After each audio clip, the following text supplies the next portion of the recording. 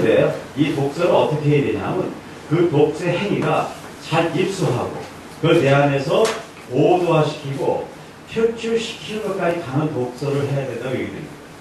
독서를 많이 한다고 되는 것이 아니라 그런 독서를 해야 된다고 얘기 드리는 거고, 그런 독서를 하려면 학문의 9단계를 이해해야 돼요. 그래서 제가 보통 강의에 이 학문의 9단계를 한두 시간에 지금 얘기했는데, 제가 이 학문의 9단계를 지금 몇 회차까지 간지 모르겠어요. 제가 가는 데까지 가요.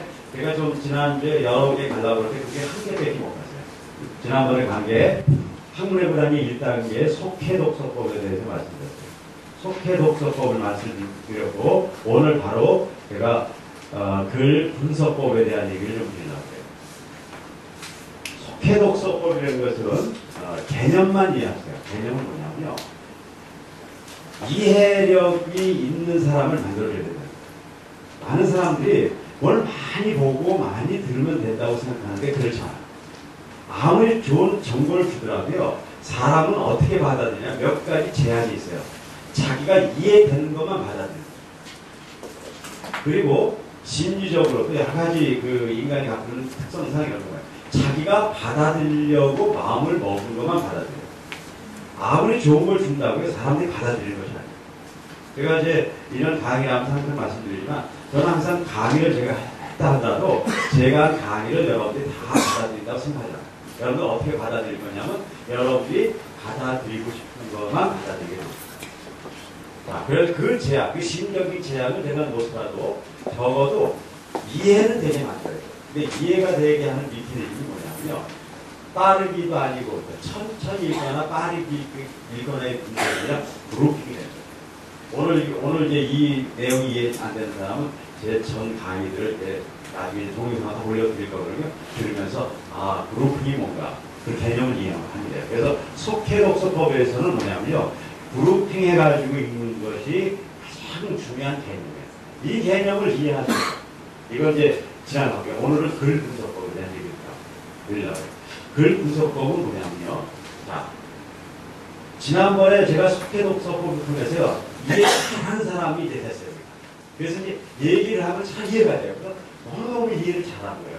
그런데 이해를 잘한 사람을 만들더라도 그 다음에 사람들이 갖고 있는 또 하나의 문제점이 있어요. 그건 뭐냐면요, 들어온 정보가 이해는 잘했는데 이 정보가 내 건지 남의 건지를 혼동하는 거예요.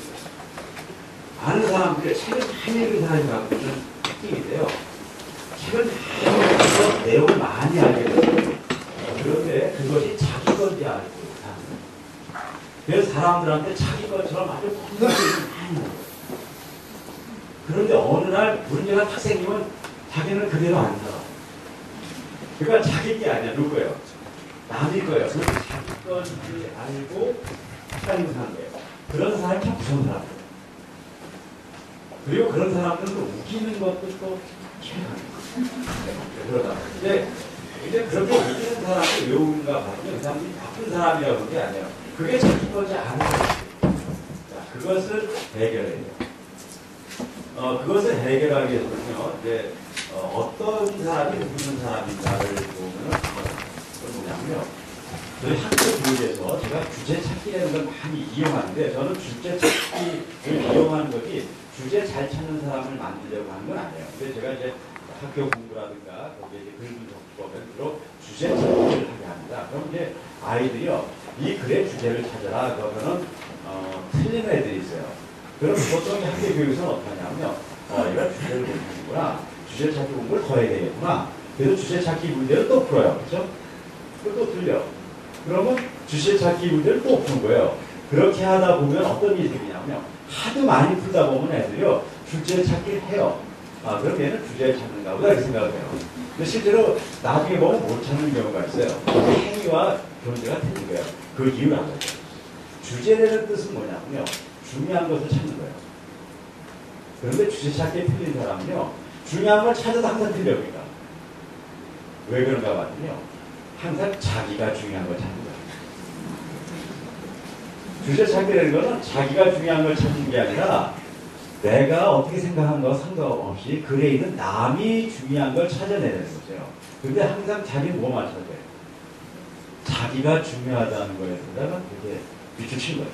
그리고 그걸 자꾸 틀렸다 그러면 너무너무 이상해요. 이제 그런 얘기들이 많죠. 예를 들어서 이제 남의 이야기를 들을 때 그런 사람들이 갖고 있는 국가 그런 거거든요. 이제 남이 얘기를 하잖아요. 그럼 어떤 분이 이제 예를 들어서 자연보호 얘기를 하기 위해서 제주도에 어떤 아름다운 꽃이 있고 그런 얘기를 해요. 그래서 가끔이 너무너무 4월달에 제주도에 아름다운 꽃 얘기를 한다고요. 그럼 나중에 이 사람이 꽃을 좋아하는 사람이잖아요. 그럼 얘기 다 듣고 무슨 얘기를 하냐면 그 사람은 꽃을 그렇게 좋아하는가 봐. 꽃 얘기를 하는지 안다고요. 예를 들어서 그런 거 많이 있어요. 어떤 사람이 이렇게 연설을 듣고요. 거기서 재밌게 하려는 대화만 기억하고 있는 사람. 그런 사람들이 주제를 못 잡아요. 그런데 그런 사람들도 그런데 못 알아듣냐. 이 사람은 이렇게 얘기하는 거야. 그렇게 얘기하면 많이 문제를 풀면 나중에 그 문제가 왔을 때 그 주제를 찾아요. 그렇지만 이 사람은 사람을 바꾼 건 아니에요. 그래서 글 분석법이라는 것에 주제 찾기를 하는 이유는 주제 찾기 하려고 그러는 것이 아니라 어떤 사람인가 알려고 그래요. 그래서 글 분석법이라는 것은 글을 읽고 어떠냐면요. 밑줄을 친 거예요. 그 다음에 그것이 답이 맞았는가 틀려서 답이 틀리면 야, 이 답이 틀렸어. 이건 그게 아니라 이게 주제야. 그렇게 가르쳐주면 안 된다는 거예요. 지금 교육은 그래요. 그게 아니라 이게 네가 틀렸는데 왜 틀렸는가를 생각해보세요. 그게 더 중요해요. 이게 네 생각인지 남의 생각인지를 찾아보세요.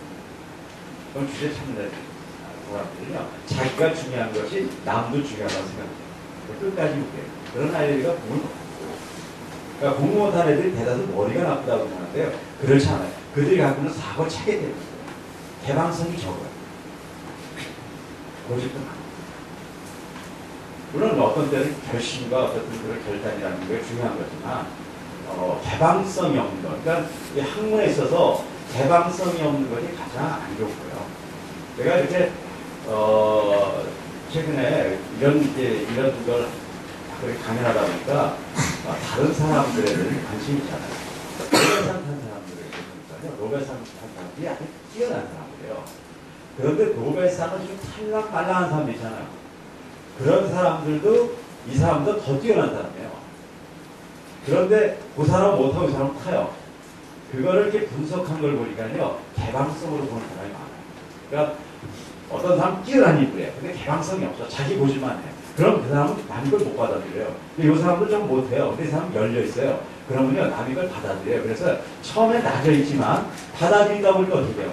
점점점 높아지는 거예요. 그래서 어느 시점이 되면 낮아져 있는 사람이 높아져 있고 높아져 있는 사람이 낮아지는 게 아니라 낮아진 상태로 가 있는 거예요. 그래서 한 인간에게 개방성을 열어주고 내 생각과 남의 생각을 이렇게 구별하시는 판단력을 길러주는 것은요. 그 인간을 살게 해주는 가장 중요한 요소예요. 그러니까 적어도 학교 교육이 한 인간에게 이렇게 해줘야 되는 거예요. 적어도 우리가 인간을 살게 해주려면 잘 이해할 수 있는 사람을 만들어야 되고 개방성 있게 내 생각과 남의 생각을 판단하는 사람으로 만들어줘야 돼요. 그런 존재를 만들어줘야 될 이유가 있어요. 그리고 그럴 만한 우리가 의무도 있고 또 여러분들이 그런 걸 해줘야 될 특권이 있는 거예요.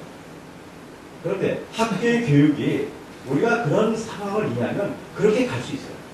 근데 우리 교육은 그렇게 못 가요. 주제 찾기요. 저도 중고등학교 때 정말 무섭게 많이 뽑았어요. 그런데 그때 그런 개념 저가 있지도 않고 누가 그런 개념을 저한테 깊이 이렇게 심어준 적도 없어요. 근데 최근에 제가 이런 식으로 교육을 하더라면 그러면요 이런 짓이 있는 거예요.